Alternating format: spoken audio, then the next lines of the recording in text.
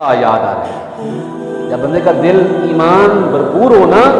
تو بندے کو فکر ہوتی ہے اپنے گناہوں کی کہ میرے گناہ معاف ہوں۔ جب دل سے ایمان نکل جاتا ہے، ایمان برائے نام رہ جاتا ہے، پھر وہ بندہ گناہ پر گناہ تو کرتا جاتا ہے لیکن کبھی ان گناہوں پر معافی مانگنے کی اسے توفیق نہیں ملتی، وہ توبہ کی طرف جاتا ہی نہیں ہے۔ جب حرام کھا کھا کر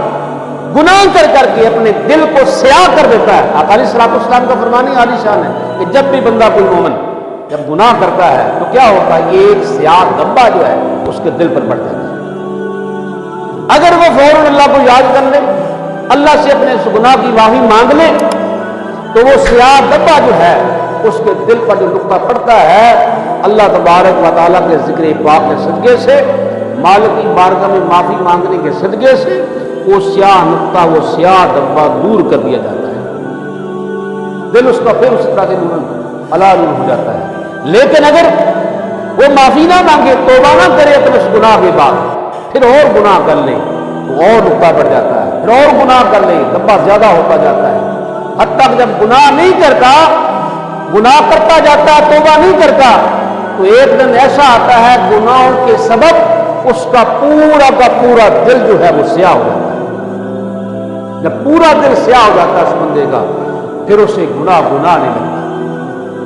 پھر وہ گناہ کو بھی حلال کام کی طرح سمجھ کر کے اختیار کرتا ہے۔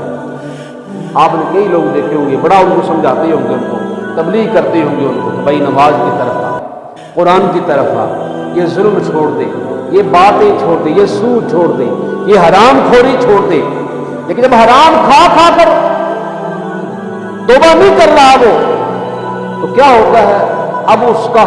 کے لیے حرام ہی اسے حلال لگنا شروع ہو جاتا ہے، توبہ ہی نہیں کرتا، اسے گناہ ہی نہیں سمجھتا حضرات۔ اسی لیے حضرات فرماتے ہیں کہ اللہ کے بندو اگر گناہ ہو گیا، کوئی خطا ہو گئی ہے تو فوراً اپنے مالک کی بارگاہ میں معافی مانگو، کہیں یہ نقطہ بڑھ نہ جائے، کہیں یہ نقطہ زیادہ نہ ہو جائے، کہیں یہ دل سیاہ نہ ہو جائے۔ اس لیے رب سے معافی مانگو، اس سے اپنے گناہوں پر رو رو کر، اس سے گڑ گڑا کر معافی مانگا کرو تاکہ